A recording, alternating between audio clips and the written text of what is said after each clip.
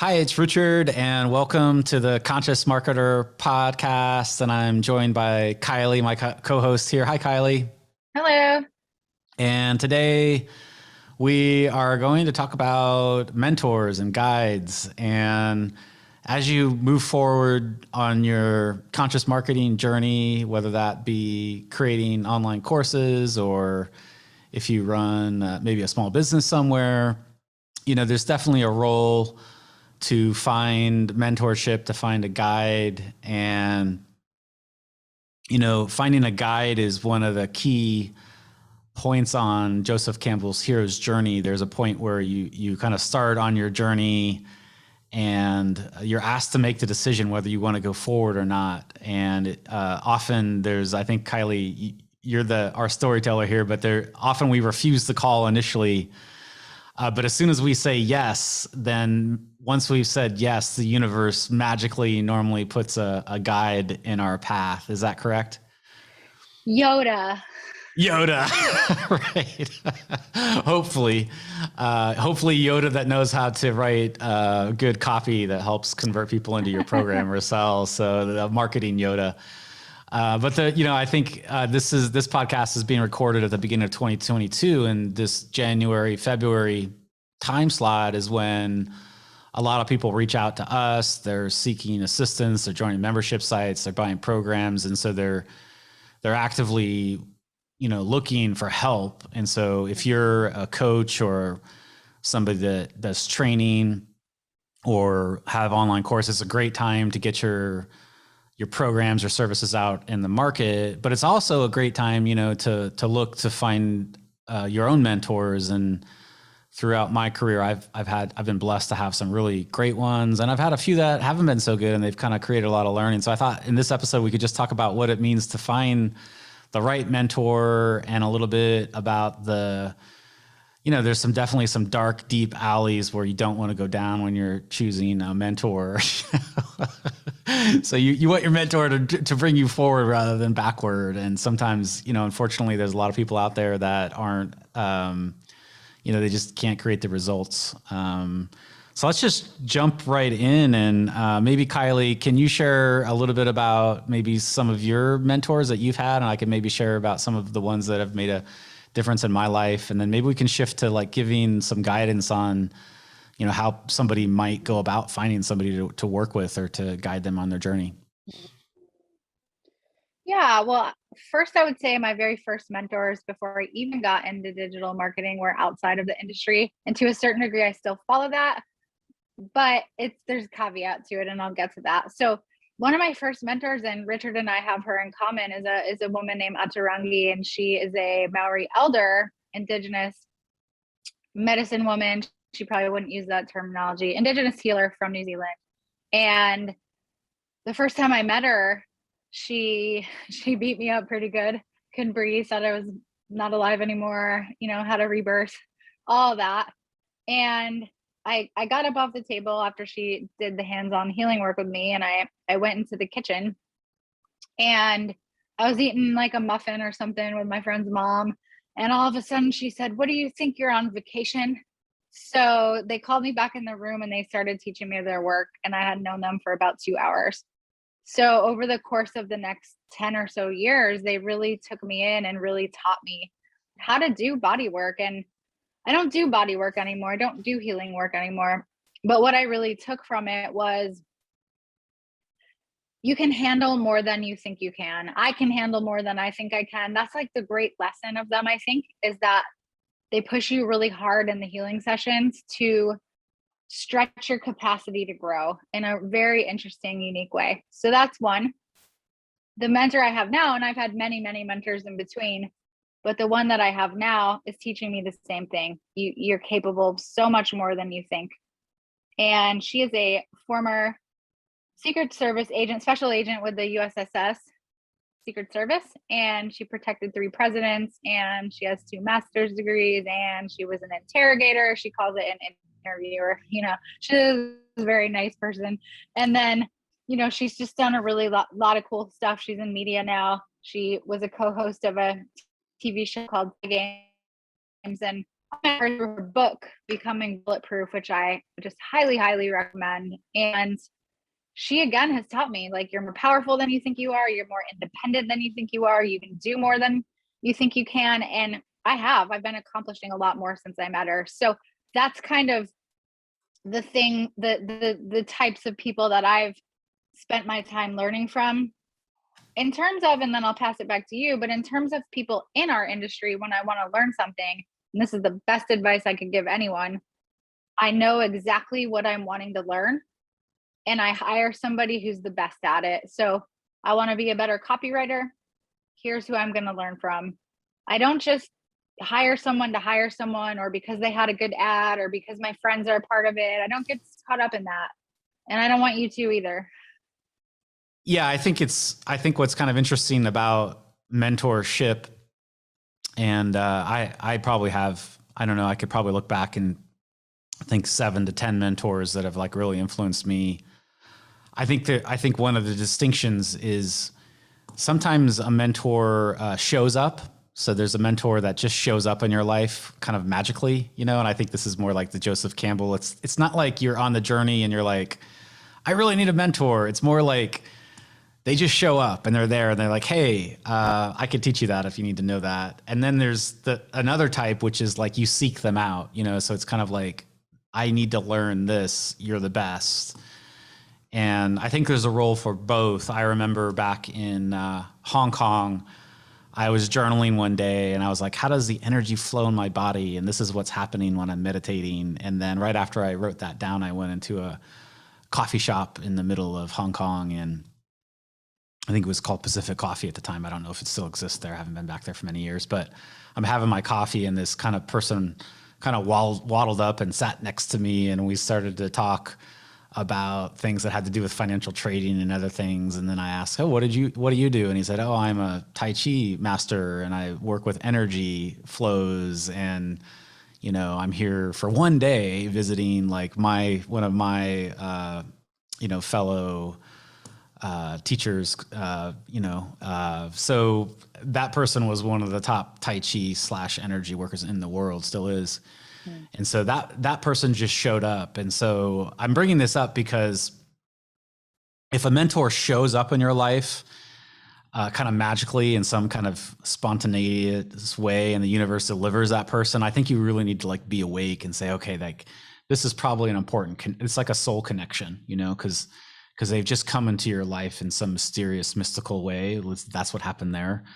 And that was probably 15 years ago, and that person's still in my life today, And then there are other times where I've been like, hey, I need to learn more about launches, and I need to go join this mastermind group that's, the best in the world. And it's like, okay, there's an entry fee of like $15,000. Okay, I'll pay that, Okay, I need to know high ticket sales. Okay, the entry fee is $50,000 per year. Okay, I'll pay that because I need to add that on.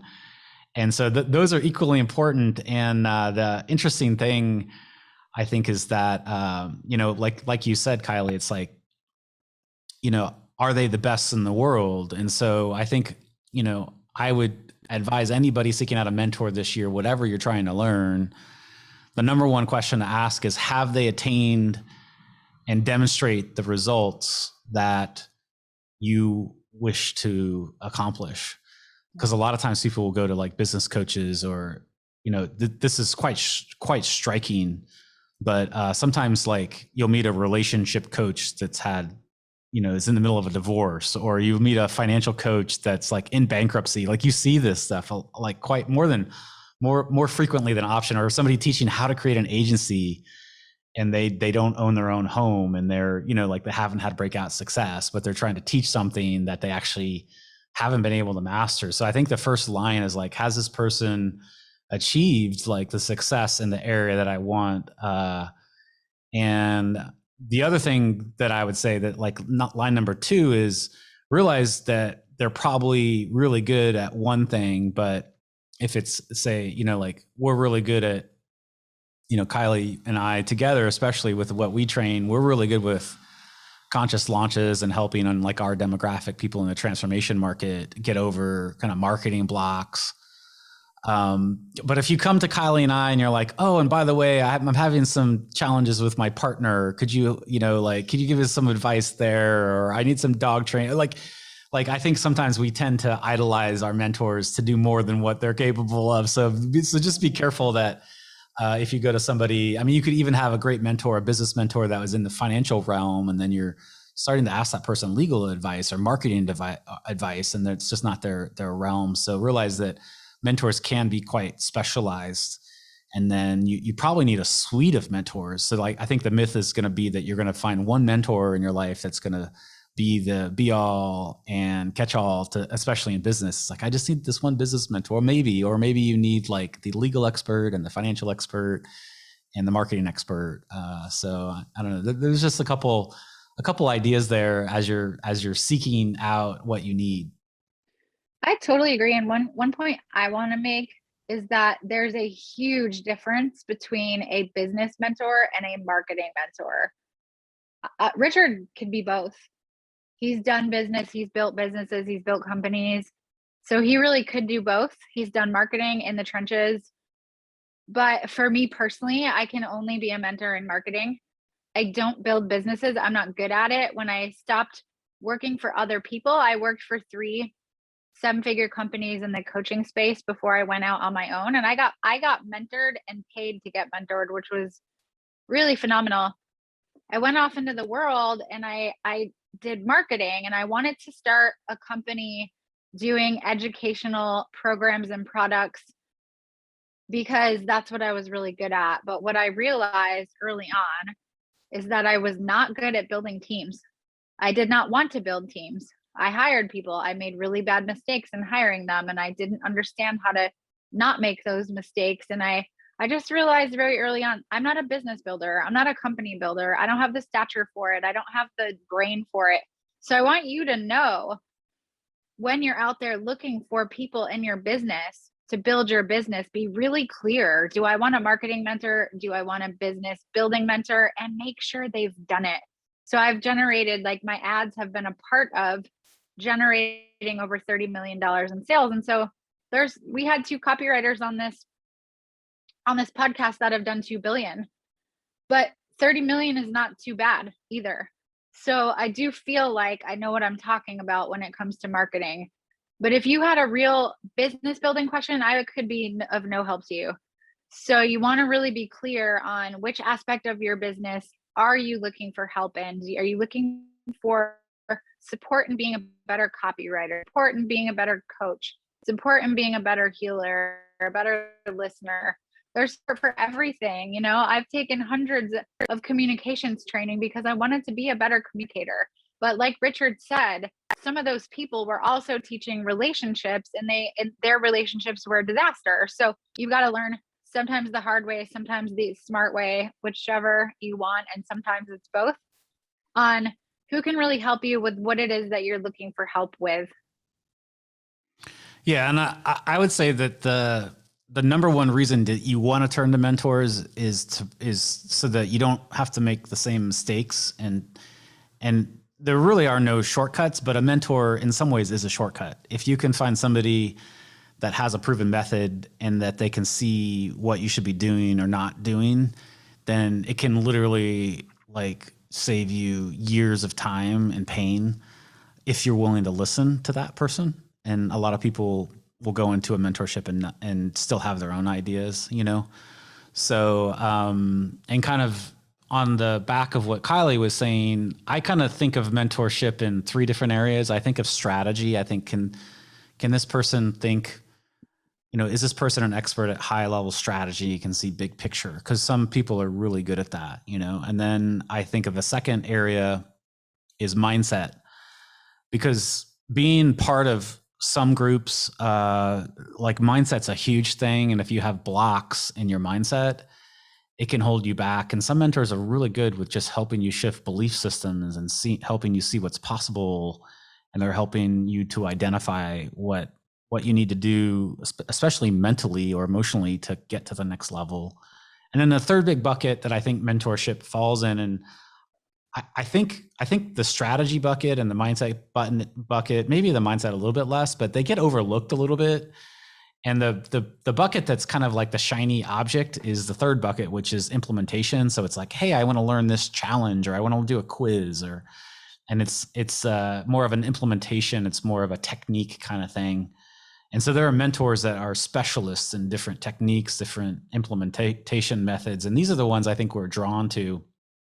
But without the mindset and the strategy, sometimes you can fall. And I would just say that although you're hiring a mentor, the mentor is not responsible for your success. You are responsible. So we like to say inside our company, when we work with people, that look, we'll take 100% responsibility as long as you take 100% responsibility, because you can do the work. And the people that really have the success when they work with us are people who take massive action. And so I like to charge, I want to charge you as much as possible, because I know the more money I charge generally, as a general rule, the more committed you're going to be, because there's more skin in the game, and we see this time and time again. It's not always, you just have to have some deeper motivation to like do the work, because the simple truth is, doing anything worthwhile isn't easy. It takes some effort. You have to get uncomfortable. You have to have courage to get online and to put yourself out there. And so like when you hit these barriers, if you pay a higher entrance fee, you're more motivated. Like, I have to get my money's worth. I have to make my money back. All right. And we like to say, look, go impact more people, go help more people, go serve more people with your work. Because life is fleetingly short when you really think of the time we have here. Go out there and do it. So there's three buckets, mindset, strategy, and techniques. There are different mentors that can do each of those differently. And then if you go into a mentorship knowing that, look, the mentor is just there to hold space for your own greatness to come out, and you have to take action, then that relationship is going to be solid, and you can like move forward pretty rapidly. And if you take that mentality and you're in a group, because very few people take that mentality. I'd say maybe 10% of the people inside groups, I would say, are like action takers and are willing to take that responsibility. Because here's the thing. Otherwise, what's going to happen is you're going to be in this mentorship, and then you're not going to get the results, and then you're going to blame that mentor, and then you're on to the next mentor, and you're going to blame that one. You may not do that, but this is what we see happen. And so, but if you're taking 100% responsibility, that you can, it's more like you want to extract the value out of the mentor by putting in the hard work. That's what I would call mentor hopping. And I've really seen it. And like you said, maybe the people listening don't do it. They probably don't. But what I have seen is somebody come into a program, maybe it's a branding program, or maybe it's a website course, or maybe it's a coaching course, or a Facebook ads course. And they kind of do what that latest thing that is being promoted is. They do it. They really go in and they learn about it. And then they take the next course, and they take the next course. And I get it. It's a fear. It's a fear of success, and it's a fear of failure. It's really, quite frankly, it's both. And it's being afraid to put yourself out there. So then people stay a perpetual student, so that they don't have to go out there and do the thing. Like you said, not everybody wants to take action. That's the reason why.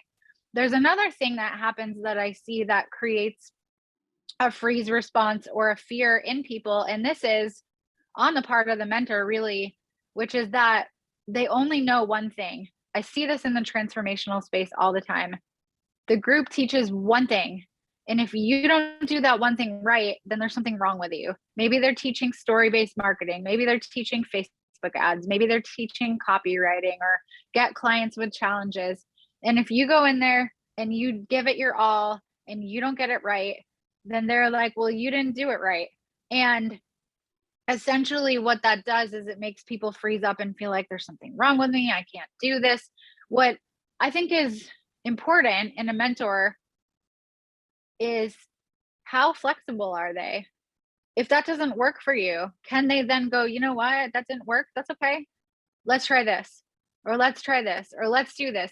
That's who you want to hire. Somebody who can be flexible, who has experience, who has done all the things that you're trying to do, and can kind of get in those trenches, even if just like psychologically, and help you to navigate when things don't work. We tell our clients, I told our clients today, it's not going to always work the first time, the second time, the third time. You got to pivot and be mentally tough and really get in there in that way. So one of the things that I've seen with my colleagues and people in my space over the years is exactly what I just described to you. And that's one reason why I bounce back and forth from being a service provider to being somebody who teaches, because I feel an obligation and a responsibility to get out there what I know is going to truly work, because I see so many people kind of being a one trick pony, not to be rude, but that's what came to my mind to say.